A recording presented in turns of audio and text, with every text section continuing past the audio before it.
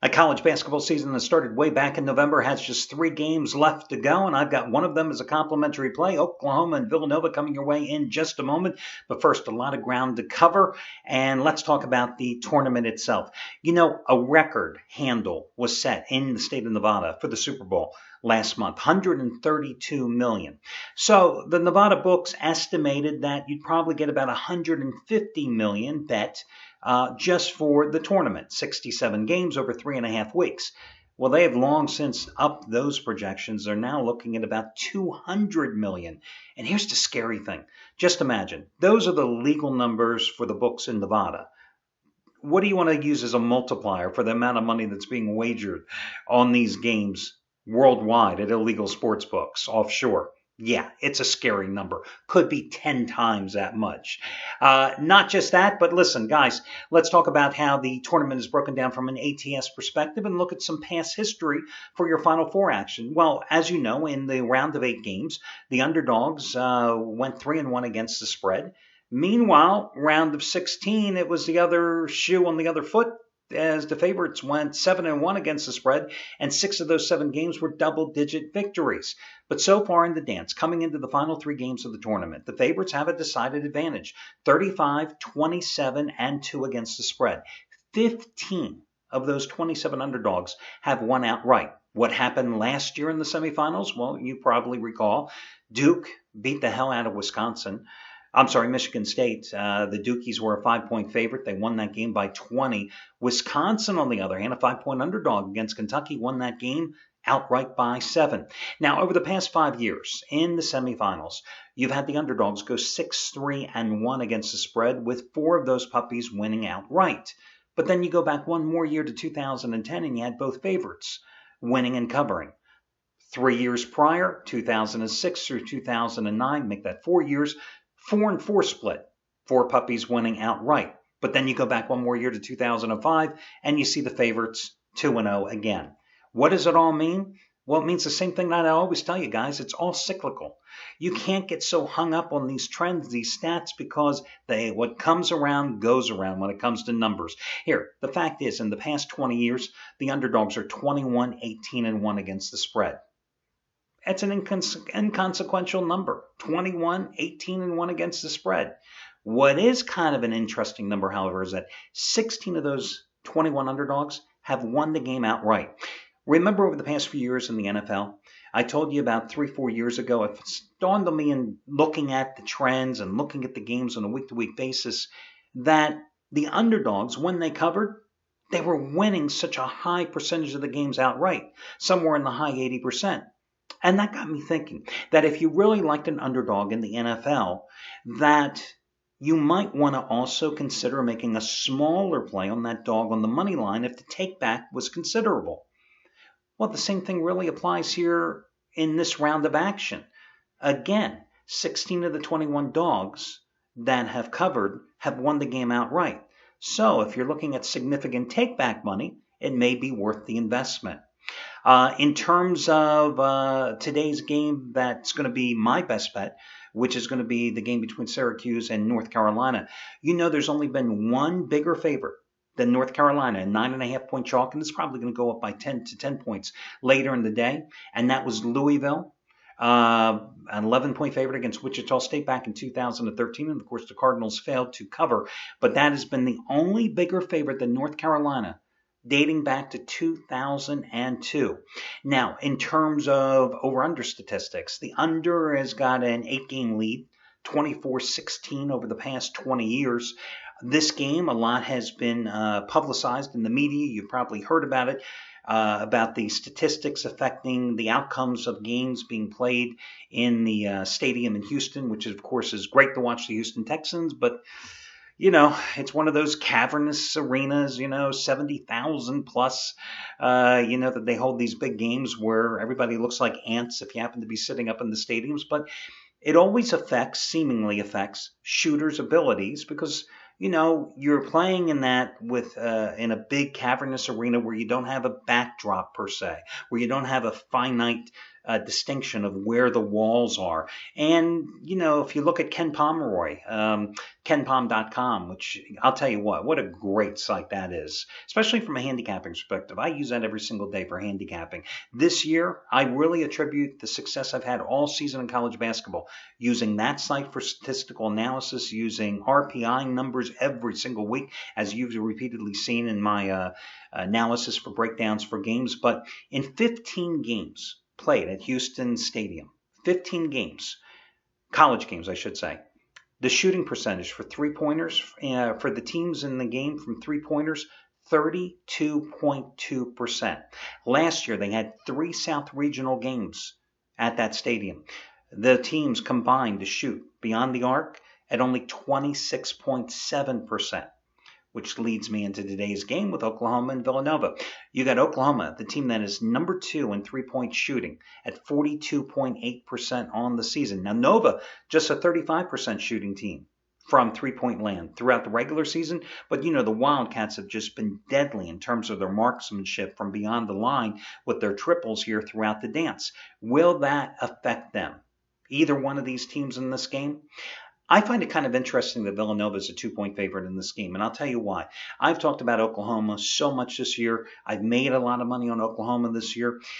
Generally I always find the teams, whether you're talking about their run to the Super Bowl or their run to the national title game in college football or college basketball, you're looking at 2 different type of teams that generally advance this far. You're looking at the team that started off fast, kind of hit a low during the season, and then starts rising up the escalator as the tournament and championships approach. Or you have the team that was just kind of all season long, and then they catch fire and they enter on a roll. The latter would certainly be Syracuse. The former, I think Oklahoma is a great example. Listen, there was no better team other than Kansas when they beat Oklahoma in that triple overtime game. I don't think there was a better team in college basketball the first 8-9 weeks of the season than the Oklahoma Sooners. But then after they lost that game in triple overtime to Kansas, they were just struggling for consistency. Their lack of depth certainly hurt them. And coming into the postseason, they weren't exactly playing that well either. I mean, remember how they struggled against Cal State Bakersfield in the first game of the dance, right? And then they caught fire again. I think their last 2 games against Texas A&M and Oregon, those are the 2 best games I think the Sooners have played probably, I want to say probably since middle of February, if not a little sooner in the month of February. And that's why I like Oklahoma here today. Now, it is true that Oklahoma beat the hell out of Villanova when they played in the Pearl Harbor Classic in Honolulu back on December 7th, 78-55. The Wildcats, the most significant stat in that game is the fact that you look at the Wildcats in that contest, 4 for 32 from three-point land, 4 for 32. Sheesh. I mean, that's just scary, scary number. I don't think they're going to shoot 4 for 32 again here. But I still think Oklahoma is going to give them problems. I like Oklahoma's size in the backcourt. I like Oklahoma's ability to crash the boards. I think they'll do a better job and get a lot of putback points and second chance points that Villanova won't be able to accumulate today in the stat box. And I just like Oklahoma to win the damn game outright. Sooners, by the way, I think 5-2 against the spread as an underdog this season. And 4 of those 5 times they covered, they won the game outright. So again, I look at the tournament. Sure, they struggled against Cal State Bakersfield. They played well against VCU, but listen, they also allowed VCU to come back in that game, and I don't think the Rams were that good, period, this season. But again, they beat up Texas A&M by 19 points. A good Oregon team beat them decisively by 18 points, held them to like 38.9% from the field. And that's why I like them in today's game. Hey, one more thing before we go here, and it deals with college basketball. And FYI, tomorrow, of course, baseball. I will once again, as I did earlier in this week on tomorrow's video report, tell you who's done best in baseball over the years. I can tell you right off the top, though, without a doubt, Brad Wilton, since his debut. You can check out his homepage. Just a great 3-year run for him in baseball, and was the #1 baseball handicapper again here last year. Another guy to consider, just off the top of my head, Chris Jordan, who made $1 bettors over $5,000 last year. So I'll run that all down in tomorrow's action for you on the video report. The other thing I wanted to talk about was the game last night, the CBA Finals Championship game between Nevada and God, I almost forgot. Morehead State. Interesting game. I'm the guy that always says to you over the years that 99.9% of the time you play the favorites early, you play the underdogs late. But there is an exception to every single rule. And guys, listen, as gamblers, you have to do the same thing that I do as a gambler, as a handicapper. You have to look at lines and you have to anticipate where you think lines are going to go.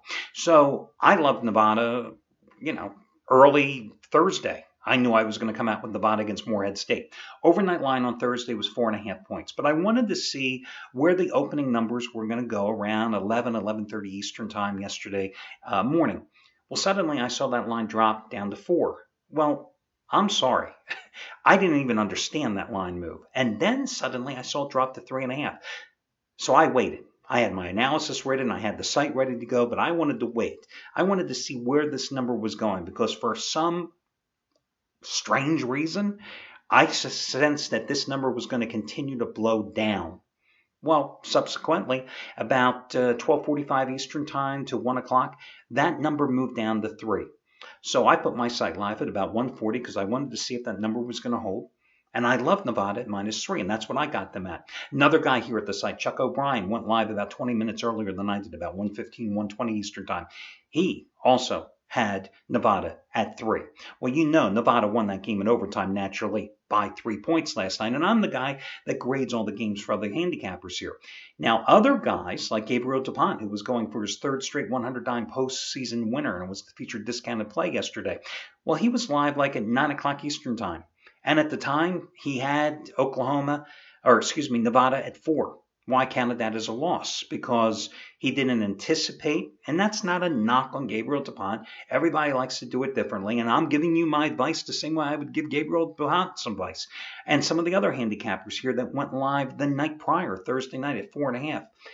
And I think it's advice that should be taken into consideration because you've got a baseball season that's coming up here in a moment where it is the most critical thing. When you look at those overnight numbers, when you look at the first movement early in the morning, and then you wait to see where the public and the sharps are going to be moving those lines early and where the lines are going to go, it is so crucial because otherwise you're going to find yourselves betting too much on favorites when you should have, instead of playing them straight up, you should have played them on the run line.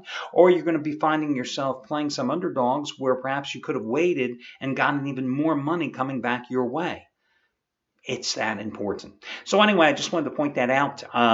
In terms of baseball, listen, guys, as I always like to say, first 3 weeks of any season, I don't care what the sport is, it's the only time you and I have the advantage over the odds makers. Baseball will be no different this year than any other time. And we'll talk more about baseball tomorrow, but I wish you well today. By the way, you can see the discounted plays from the 2 hottest handicappers here at the site. Steve Boonen's Cali Cartel, who has a big featured play on the Syracuse, North Carolina game. And, of course, Trace Adams, who has yet another double your wager release on the game between Oklahoma and Villanova.